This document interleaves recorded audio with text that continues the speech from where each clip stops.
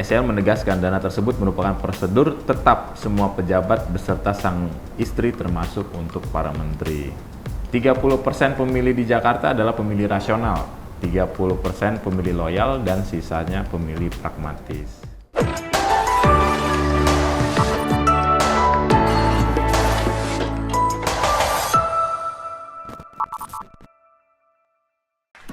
Hai Sobat Negeriku, kembali lagi di reactionjpnn.com. Ada cerita di balik berita. Bersama gua Fatan, kita akan membahas 5 berita terpopuler di JPNN pada pekan ini. Antara lain itu soal Virgon dan kemudian soal politik-politik pilkada. Nah, berita terpopuler kelima berjudul Polisi belak-belakan ungkap aktivitas Virgon dengan perempuan saat penyidik datang. Nah, di berita ini musisi Virgon ditangkap bersama seorang perempuan berinisial PA di sebuah kosan kawasan Ampera, Jakarta Selatan pada Rabu yang lalu. Keduanya ditangkap atas kasus dugaan penyalahgunaan narkoba. Kapolres Metro Jakarta Barat, Kombes Syah Dudi mengungkapkan hubungan Virgon dengan PA. Menurut Syahdudi, mereka berteman dekat dan pada saat kita tangkap, Virgon dan PA berada dalam satu kos-kosan. Nah, menurut Kapolres, ya bisa jadi mereka dalam kosan itu teman kerja. Saat Pak polisi. Dia menyebut bahwa keduanya cukup kooperatif saat ditangkap polisi. Syahdudi lantas mengungkapkan aktivitas yang tengah dilakukan Virgon dengan teman perempuannya itu saat ditangkap. Menurut Syahdudi, ketika penyidik datang ke kos-kosan yang bersangkutan, mereka berdua sedang duduk bersama. Nah, selain Virgon dan PA, polisi juga menangkap kru band berinisial BH di kawasan Bekasi, Jawa Barat hari Kamis. Syahdudi mengatakan BH merupakan penyedia narkotika untuk Virgon. Nah, dari penyidik juga menyita barang bukti sebanyak 15 paket plastik klip kecil yang berisikan puntung bekas pakai narkotika jenis tembakau sintetis atau yang sering disebut sinte. Nah, tersangka BH mengakui bahwa yang bersangkutan merupakan pengguna aktif narkoba jenis sinte dan memang pada saat peristiwa ini terjadi yang bersangkutan disuruh oleh Virgon untuk memberi narkotika jenis sabu-sabu dari seorang secara online seharga 1,6 juta. Nah, berita ini juga banyak mendapat perhatian dari Sobat Negeriku. Yang kita bacakan langsung. Pertama itu datang dari Tuti45. Dia bilang, ini karma Virgon telah menyakiti anak istri. Ngakunya stres pas selingkuh, nggak kepikiran stres ya. Giliran udah ditinggal baru stres nggak jelas. Tuailah perbuatanmu Virgon. Kemudian ada juga datang dari Handika Gugun. Dia bilang padahal dulu hidupnya udah berjalan mulus bersama keluarganya dan istri yang cantik. Begitulah manusia kalau tidak pernah puas selingkuh. Allah sentil, ambil satu persatu nikmat yang diberikan. Nah, ya semoga aja polisi bisalah memberikan hukuman yang pantas buat para pengguna narkoba. Kalau bisa hukumannya sama. Karena kan akhir-akhir ini kita lihat kalau nama besar entertainer biasanya pada direhab-rehab doang. Lalu berita keempat terpopuler berjudul Pilkada Jakarta, PKS resmi mengusung Anies Baswedan dan Sohibul Iman. Nah, Dewan Pimpinan Tingkat Pusat PKS resmi mengusung Anies Baswedan, Sohibul Iman sebagai bakal calon gubernur dan calon wakil gubernur pada Pilkada Jakarta 2024. Hal ini disampaikan oleh Presiden PKS Ahmad Saihu saat pembukaan sekolah kepemimpinan partai DPP PKS Jakarta Selasa yang lalu. Saihu mengatakan putusan DPP PKS mengusung Anies Sohibul diambil dengan pertimbangan usulan dari struktur DPW PKS di Jakarta. Nah, PKS Pusat juga mendengarkan berbagai aspirasi dari tokoh, ulama, cendekiawan hingga masyarakat terkait Pilkada Jakarta. Saihu juga mengatakan struktur DPW PKS DKI sebelumnya telah mengusulkan beberapa nama calon gubernur DKI. Ya, nama-nama itu antara lain ada banyak ya, tapi yang mereka sodorkan akhirnya adalah Anies dan Sohibul Iman. Saihu menyebut nama-nama yang ada kemudian dibahas dalam rapat tingkat pusat dengan mempertimbangkan calon rekam memiliki pengalaman kepemimpinan di eksekutif maupun legislatif. Lalu calon itu harus memiliki kredibilitas dan kapasitas serta peluang menangnya besar. Saihu meyakini Anies Sohibul Iman yang sudah disingkat sama mereka namanya Aman memiliki kualifikasi yang mumpuni, serasi, dan bisa saling melengkapi untuk memimpin DKI Jakarta. Let's go! Nah, Sobat Negeriku, berita ini juga mendapat perhatian ya, apalagi soal DKI Pilkada ini tentu ya rame sekali yang akan mengomentari. Tapi kita ambil sampel dua. Pertama datang dari Corina Via. Dia bilang, Mas Anies semoga menang di DKI ya. Tolong jangan pilih anak ingusan yang mau maju di DKI, pilih orang yang kompeten aja. Lalu ada juga dari Sudrajat 12, PKS dan Anies tak terpisahkan, kira-kira partai lain bakal mendukung nggak ya? Sayang banget tokoh cerdas dan kredibel seperti Anies disia-siakan. Ya, mendekati Pilkada Jakarta ini banyak nama ya yang bermunculan. Anies, Sohibul Iman, ini yang sudah resmi PKS mengumumkan 2 nama. Beberapa juga masih sekedar usulan tapi belum resmi. Semoga saja Pilkada nanti di DKI para partai memajukan calon-calon yang benar-benar kredibel, teruji, dan bersih dari korupsi, sehingga masyarakat bisa memilih calon tersebut dengan sebaik-baiknya. Nah, berita ketiga terpopuler di JPNN berjudul SCL ungkap uang bulanan istrinya dari anggaran resmi hingga kedekatan dengan Iriana Jokowi. Nah, Menteri Pertanian periode 2019-2023 Syahrul Yassin Limpo mengungkapkan uang bulanan istrinya Ayun Sri Harahap sebesar 30 juta dari Kementan. Uang itu berasal dari anggaran rumah tangga yang resmi di Kementerian Pertanian. Nah, hal itu disampaikan SCL saat menjadi saksi mahkota sekaligus terdakwa di Pengadilan Tindak Pidana Korupsi pada Pengadilan Negeri Jakarta Pusat Senin yang lalu. Nah, menurut SCL, anggaran seperti itu emang sudah ada dan itu pernah dia jalani pada saat menjadi Wagub Sulsel maupun sebagai Gubernur Sulsel.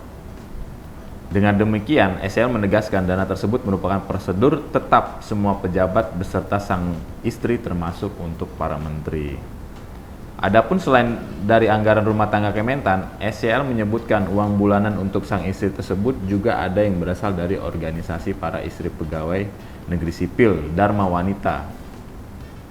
SCL juga menyampaikan bahwa istrinya selama mendampingi dirinya menjadi menteri, kerap mendampingi Ibu Negara Iriana Joko Widodo dalam kunjungan maupun kegiatan.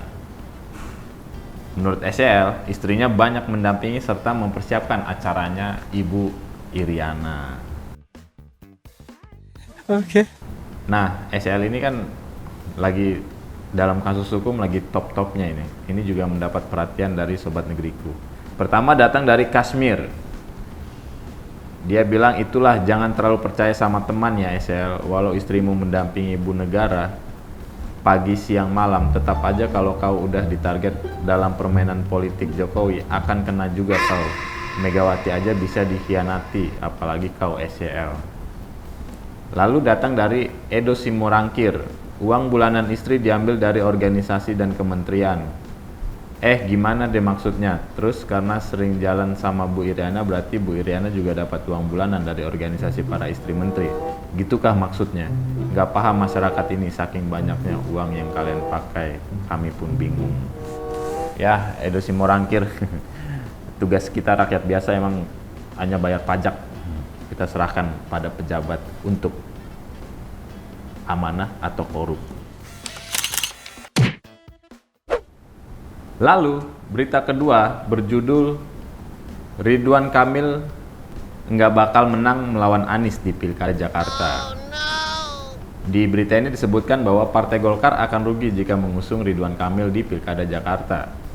Hal itu disampaikan oleh akademisi UNJ Ubaidillah Badrun. Ubaidillah mengatakan RK merupakan mantan gubernur Jawa Barat yang telah memiliki rekam jejak popularitas dan elektoral yang baik di Jabar.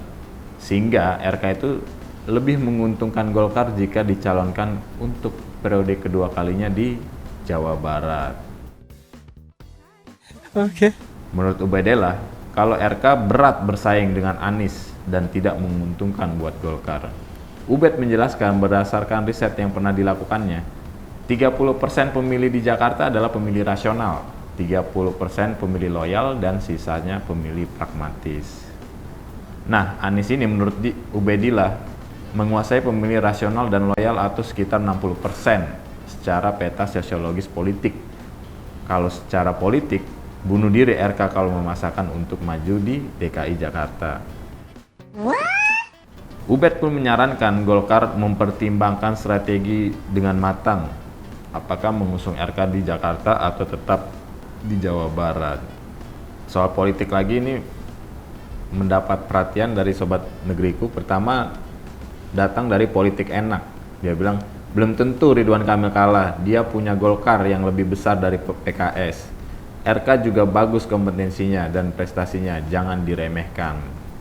Lalu datang dari Widodo Didin, makin rame nih jelang pilkada DKI, ambil popcorn siap nonton, tolong yang bocil-bocil nggak ada pengalaman, jangan suruh masuk arena dulu.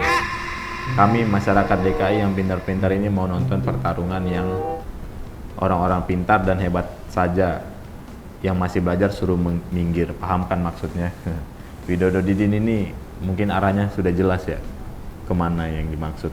Tapi ya balik lagi soal pilkada DKI, semoga para partai itu menghadirkan calon yang kredibel. Ridwan Kamil ini termasuk menurut saya patutlah dimajukan di DKI. Nah, ini dia berita terpopuler pertama di JPNN pada pekan ini. Itu berjudul Afridi P3K juga bisa jadi Kepsek, Kepala Puskesmas hingga Kadis. Nah, Bupati Siak Riau Afridi menyerahkan surat keputusan pengangkatan sekaligus melakukan pelantikan dan pengambilan sumpah 553 P3K yang dinyatakan lulus seleksi 2023. Penyerahan SK ini dilakukan untuk 311 formasi jabatan fungsional tenaga kesehatan rumah sakit dan pusat kesehatan masyarakat, lalu 185 tenaga guru, 49 tenaga teknis, dan 8 tenaga teknis hasil optimalisasi. Afridi mengatakan banyak yang berharap dari tenaga honorer menjadi P3K, tetapi tidak semua bisa lulus. Karena harus sesuai formasi, bahkan di daerah lain ada yang tidak menerima karena beban anggaran itu pada anggaran pendapatan dan belanja daerah. Lebih dari itu, Afridi mengatakan ada 3 daerah di Riau yang merumahkan tenaga honorernya. Namun Afridi mengatakan pemerintahannya berupaya tidak merumahkan tenaga honorer, bahkan dia berupaya untuk mengangkat mereka menjadi P3K karena menurutnya keuangan daerah mampu. Meskipun dia mengakui ini memang membebani keuangan daerah karena meningkatnya gaji dari tenaga honorer yang rata-rata 1,5 juta per bulan menjadi 3 kali lipat. Namun menurut Afridi ini perlu dilakukan karena kita juga membuka sekolah dan fasilitas kesehatan baru. Makanya kita buka formasi 1.100-an lebih. Tahun ini juga mau akan dibuka 1.000 formasi. Nah, dia juga menganggap P3K juga bisa menjadi kepala sekolah, kepala puskesmas, hingga kepala dinas. Yes! Yes! Yes! Yes! Dia mengatakan saat ini sudah ada 3 Kepsek di Kabupaten Siak dari P3K, karena kalau Kepsek itu harus jadi guru penggerak. Nah, kepala dinas juga seharusnya bisa, asal kuliah dulu. Berita ini mendapat sorotan pertama datang dari Gustav Kelle. Dia bilang mau jadi apa aja bisa, yang penting gajiannya lancar. Percuma jabatan tinggi kalau gaji ngadat di Pemda. Lalu datang juga dari Runiati Wadi. Wah, jarang terjadi tuh, pasti banyak yang sikut kanan kiri, apalagi yang udah jadi PNS pasti merasa tersaingi politik internal bos. Tapi apapun itu, kalau P3K dia punya kompetensi dan bisa memberikan kinerja yang baik kepada masyarakat dan memuaskan pimpinan, harusnya peluangnya sama. Kita juga berharap semoga mereka yang menjabat pada jabatan penting maupun di Pemda, mau di sekolah, mau di puskesmas, mereka itu adalah orang-orang yang bertanggung jawab. Nah, itu dia tadi 5 berita terpopuler di JPNN pada pekan ini. Buat Sobat Neriku, jangan lupa subscribe, like, comment, and share akun JPNN di YouTube. Bersama gua Fatan, jumpa lagi minggu depan. Dah.